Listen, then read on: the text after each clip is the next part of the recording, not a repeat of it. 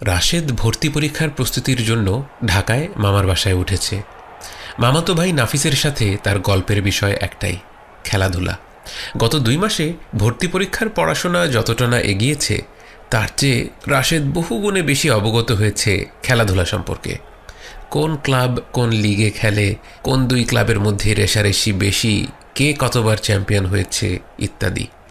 আজ নাফিসকে ফুরফুরে মেজাজে দেখে রাশেদ বলল, কি আমরা জিতে গেছি নাকি? নাফিস বলল, আরে না, আমাদের তো খেলাই হয় নাই, কিন্তু ওরা হেরে গেছে।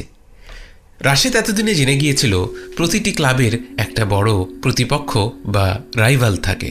এই রাইভালদেরকে মনে প্রাণে ঘৃণা করা একজন সমর্থকের কর্তব্য। রাইভাল হেরে গেলে সমর্থকদের মাঝে এক ধরনের উৎসবের আবহ তৈরি হয়। সামাজিক মাধ্যমেও রাশেদ একটা অলিখিত নিয়ম লক্ষ্য করেছে। নিজের দল জিতলে লাভ রিয়াক্ট দিতে হবে, প্রতিপক্ষ জিতে গেলে চুপ থাকতে হবে, কিন্তু প্রতিপক্ষ হেরে গেলে সেখানে হাসির রিয়াক্ট দেয়া জরুরি। রাশেদ লক্ষ্য করল, নিজের দলের জয়ের চেয়েও প্রতিপক্ষের হার মনে হয় মানুষকে বেশি আনন্দ দেয়। এই নিয়মগুলো কারা বানিয়েছে রাশেদের জানা নেই, কিন্তু নিয়মগুলো মেনে চলা জরুরি। সে লক্ষ্য করেছে এসব কাজে অভ্যস্ত না হলে আজকাল শহুরে সমাজে খাপ খাওয়ানো মুশকিল। কিন্তু মাঝে মাঝে তার পুরো বিষয়টাকে বড়ই অদ্ভুত মনে হয়। বিশ্বের দূর কোনো প্রান্তে একদল লোক একটা খেলা খেলছে। তারা খেলায় জিতে গেলে হাজার হাজার মাইল দূরে বসবাস করা রাশেদ এবং নাফিসের মতো তরুণ তরুণীরা অনুভব করে যে তারা নিজেরাই কিছু একটা অর্জন করে ফেলেছে। অথচ যারা মাঠে খেলছে তারা এই জায়গায় পৌঁছতে বছরের পর বছর কঠোর অনুশীলন করেছে, অসংখ্য ত্যাগ স্বীকার করেছে, শরীর ভাঙা পরিশ্রম করেছে। রাশেদ তার নিজের জীবনে এর 1% পরিশ্রমও কখনো করেনি। তাহলে তারা খেলায় জিতলে রাশেদের কেন মনে হয় যে সে কিছু একটা অর্জন করে ফেলেছে? নফস বড়ই অদ্ভুত একটা বিষয়। আল্লাহ সুবহানাহু ওয়া তাআলা পবিত্র কোরআনে বলেন, ওয়ানাফসিন ওয়া মা সাওয়াহা, কসম নফসের এবং যিনি তা সুষম করেছেন। ফাআলহামাহা ফুজুরাহা ওয়া তাকওয়াহা, অতঃপর তাকে অসৎকর্ম ও সৎকর্মের জ্ঞান দান করেছেন। ক্বাদ আফলাহা মান যাক্কাহা, নিঃসন্দেহে সে সফলকাম হয়েছে যে একে পরিশুদ্ধ করেছে। ওয়া ক্বাদ খাবা মান দাসসাহা, এবং সে ব্যর্থ হয়েছে যে একে কলুষিত করেছে। এই আয়াতগুলো থেকে বোঝা যায় নফস এমন একটি জিনিস যাকে পরিশুদ্ধও করা যায়, আবার কলুষিতও করা যায়। আল্লামা বুসিরি রহিমাহুল্লাহ নফসকে দুধ পানকারী শিশুর সাথে তুলনা করেছেন। একটি শিশুকে যদি দুধ ছাড়ানো না শেখানো হয় তবে সে বড় হতে থাকলেও দুধ ছাড়তে চাইবে না, কিন্তু একবার কষ্ট করে তাকে দুধ ছাড়ানো শেখানো হয়ে গেলে ধীরে ধীরে সে অন্য খাবারে অভ্যস্ত হয়ে যায়। দুধ বন্ধ করলে শুরুতে শিশুটি কান্না করে, প্রতিবাদ করে, কিন্তু তার নিজের ভালোর জন্যই এই পদক্ষেপ নিতে হয়। অল্প সময়ের মধ্যেই সে অন্য খাবার গ্রহণ করতে শেখে, যেগুলো কিন্তু তারই বেড়ে ওঠার জন্য প্রয়োজনীয় পুষ্টি দেয়। আধুনিক জীবনের বড় একটি সমস্যা হলো আমরা নফসকে নিয়ন্ত্রণ করছি না, বরং নফসই আমাদের নিয়ন্ত্রণ করছে। খেলাধুলো তো নতুন কিছু নয়, প্রাচীনকাল থেকেই মানুষ খেলেছে, খেলাও দেখেছে। বর্তমান যুগে অবশ্যই খেলাধুলার সাথে বেশ কিছু আপত্তিকর বিষয় জড়িয়ে আছে, এবং এ ব্যাপারে অনেক আলেমোলামাও মানুষকে সতর্ক করেছেন। যারা এর ফলে অতিরিক্ত খেলাধুলার সংস্কৃতি থেকে নিজেকে সরিয়ে রাখতে পেরেছেন তাদেরকে অভিনন্দন। তবে আমাদের আলোচনার মূল বিষয় খেলাধুলা নয়। আসল প্রশ্নটা হলো, যখন মানুষ এ ধরনের বিনোদনের মধ্যে নিজেকে হারিয়ে ফেলে তখন তার নফসের ভেতরে আসলে কি ঘটতে থাকে। আমার কাউকে ভালো লাগে, তাই সে ভালো করলে আমি আনন্দিত অনুভব করি। এটা কিন্তু বেশ স্বাভাবিক একটা বিষয়। এটাকে বরং সহানুভূতিশীল চরিত্রেরই একটি বৈশিষ্ট্য বলা যায়। কিন্তু সমস্যাটা শুরু হয় যখন এই সমর্থন ধীরে ধীরে অন্ধ ভক্তিতে রূপ নেয়। ঠিক তখনই আমরা নফসের কাছে আমাদের নিয়ন্ত্রণ আস্তে আস্তে হারাতে থাকি। এই ব্যাপারটা কিন্তু লক্ষ্য করা যায় রাজনীতির ক্ষেত্রেও। আমরা শুরুতেই মনের ভেতর কিছু দেয়াল তুলে নেই, নির্ধারণ করে ফেলি কে আমার পছন্দের দল আর কে চিরশত্রু। এরপর আমাদের কাছে দুনিয়াটা একেবারে সাদা কালো হয়ে যায়। যখন নিজের দলের কেউ কোনো ভুল করে, নফস তখন বলে, নিশ্চয়ই এর পেছনে ভালো কোনো কারণ আছে, আমাদের পজিটিভ চিন্তা করা উচিত। অথচ ঠিক একই ভুল প্রতিপক্ষের কেউ করলেই আমাদের নফস পৈশাচিক উল্লাসে ফেটে পড়ে। তার সেই ত্রুটি নিয়ে কোনো বিদ্রুপাত্মক ফটোকার্ড বা ট্রোলিং চোখে পড়লেই আমরা হন্যে হয়ে সেটা শেয়ার করি, অন্যের অপমানে যেন এক বিকৃত আত্মতৃপ্তি খুঁজে পাই। খেলার মাঠ থেকে রাজনীতির ময়দান, মঞ্চ বদলায়, কিন্তু নফসের এই কুৎসিত লড়াই আর থামে না। কখনো লড়াইটা ব্রাজিল আর্জেন্টিনা নিয়ে, কখনো বা ভারত পাকিস্তান। একসময় ছিল বিএনপি আওয়ামী লীগ, এখন বিএনপি জামাত এনসিপি। একদিকে কওমি বনাম আলিয়া, অন্যদিকে সালাফি বনাম মাযহাবি। নানা ভাগে বিভক্ত হয়ে যাওয়া আমাদের এই সমাজকে আরও উস্কে দেওয়ার পেছনে সোশ্যাল মিডিয়া অ্যালগোরিদম আর গুজব ও মিথ্যা কথার যেমন অবদান রয়েছে, যা নিয়ে আমরা আগের 2 পর্বে আলোচনা করেছি, তেমনই অবদান রয়েছে আমাদের নিজেদের নফসের। তাই আমাদের এই সমাজে প্রকৃত সহমর্মিতা ফিরিয়ে আনতে হলে তাজকিয়াতুন নফস বা নফসকে পরিশুদ্ধ করার কোনো বিকল্প নেই। নফসকে চেনা এবং একে নিয়ন্ত্রণ করার এই শাস্ত্রটি ইসলামের এক বিশাল ও গভীর সমুদ্র, যা নিয়ে জানার কোনো শেষ নেই। তবে আজকের এই জটিল ডিজিটাল প্রেক্ষাপটে আমরা কিভাবে আমাদের নফসকে কিছুটা সামলে নিতে পারি, তা নিয়ে 3টি প্র্যাকটিক্যাল ধাপ তুলে ধরা হচ্ছে। প্রথম ধাপ, একটু থামা। হুটহাট প্রতিক্রিয়া দেওয়া থেকে নিজেকে বিরত রাখা। আধুনিক স্মার্টফোন আর সোশ্যাল মিডিয়া এমনভাবেই ডিজাইন করা হয়েছে যেন আমরা প্রতিটা জিনিসে তাৎক্ষণিক প্রতিক্রিয়া দেই, ইনস্ট্যান্ট রিয়াকশন। 4-5 সেকেন্ডের একটা রিল দেখলেন, ভালো লাগলো, লাইক দিয়ে দিলেন, ভালো লাগলো না, সোয়াইপ করে চলে যান। আর যদি কোনো কিছু আপনার ভেতরে তীব্র কোনো আবেগ জাগিয়ে তোলে, হোক তা রাগ, বিরক্তি বা আনন্দ, তাহলে 20-30 সেকেন্ডের মধ্যেই একটা কমেন্ট লিখে ফেললেন। চলন্ত ট্রেনের মতো ডিজাইন করা এই প্রক্রিয়ায় যেন একটু থামার কোনো ফুরসত নেই। আমি যে কাজটি করছি তা কেন করছি, নিজেকে এই সহজ প্রশ্নটি করার কোনো সুযোগ নেই। ধরুন আপনি একটি মজার মিম পোস্ট করছেন, কেন করছেন? আপনার উদ্দেশ্য কি প্রিয়জনদের মাঝে একটু আনন্দ ছড়িয়ে দেওয়া, নাকি এর মাধ্যমে মিটিয়ে নিচ্ছেন নফসের কোনো ক্ষুধা? আল্লাহর ওয়াস্তে আসুন আমরা একটু স্লো ডাউন করি। প্রতিপক্ষ 5টা গোল খেয়েছে বা নির্বাচনে ভরাডুবি হয়েছে বা কেউ অপমানিত হয়েছে, আমার নফস এত আনন্দিত কেন? এখানে আমার অর্জনটা কি?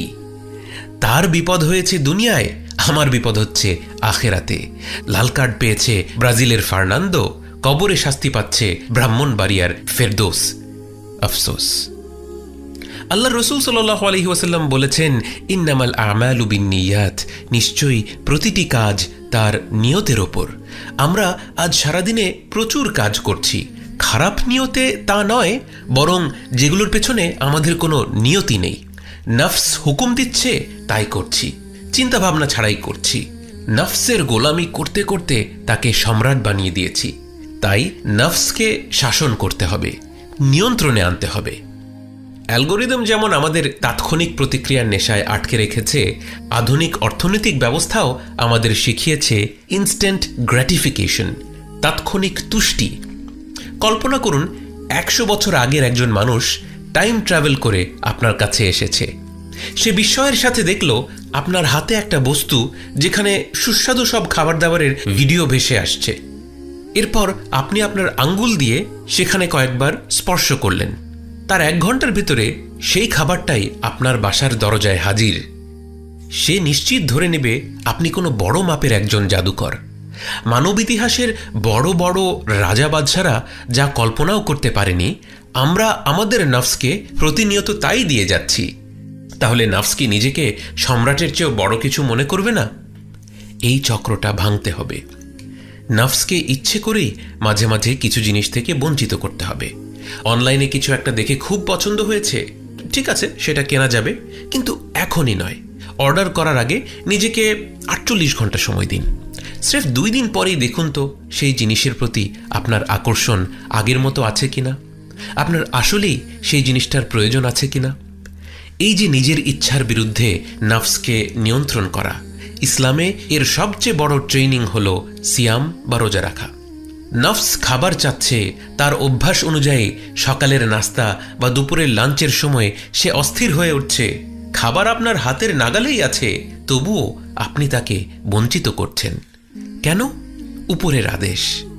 নফসকে মনে করিয়ে দেওয়া হচ্ছে তার ইচ্ছায় দুনিয়ার কোনো কিছুই চলে না, এমনকি এই শরীরটাও না। প্রকৃত সম্রাট একজন, আল মালিক, আল আজিজ, আল জব্বার, আল মুতাকাব্বির। তৃতীয় যে বিষয়টি আমাদের জরুরি ভিত্তিতে মোকাবেলা করতে হবে তা হল জিহ্বাকে নিয়ন্ত্রণ করা।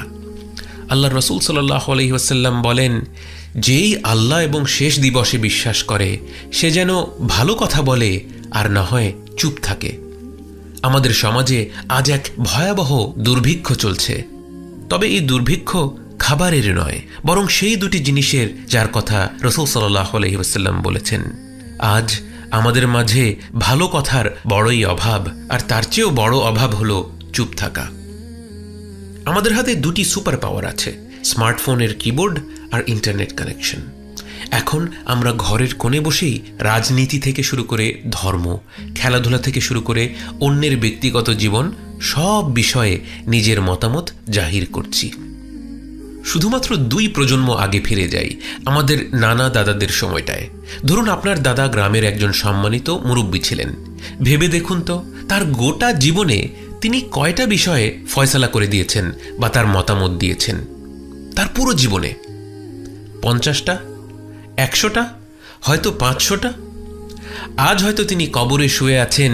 নিশ্চিত থাকুন, জীবনে যেসব বিষয়ে তিনি কথা বলেছেন, মতামত দিয়েছেন, সেগুলোর প্রতিফলন তিনি দেখছেন। তাকওয়ার সাথে যেই কথাগুলো বলেছেন সেগুলো ইনশাআল্লাহ আজ তাকে আল্লাহর রহমতের ছায়াতলে নিয়ে গিয়েছে। আর যদি এর বিপরীত কিছু বলে থাকেন তাহলে তার পরিণতি বড়ই ভয়াবহ। আল্লাহ আমাদের সবাইকে হেফাজত করুন, বিশেষ করে পিতা মাতা এবং পূর্বপুরুষদের সকল ভুল ত্রুটি ক্ষমা করে দিন। আজ আমরা এমন এক যুগে বাস করছি যেখানে একজন মানুষ একদিনেই 50টা বিষয়ে মন্তব্য করে ফেলতে পারে। একদিনেই! সুবহানাল্লাহ! এর বেশিরভাগ বিষয় এমন যার সাথে আমাদের ব্যক্তিগত জীবনের কোনো সম্পর্কই নেই। ডিজিটাল যুগ আমাদের এক ধরনের অদৃশ্যতার অনুভূতি দিয়েছে। আপনি এমন মানুষের জীবনে ঢু মেরে আসতে পারবেন যাদের সাথে হয়তো জীবনে কখনো দেখাই হবে না। সেখানে গিয়ে আপনি এমন একটা মন্তব্য করে এলেন যা সেই মানুষটাকে কষ্ট দেয়, অপমানিত বোধ করায়, নিরুৎসাহিত করে।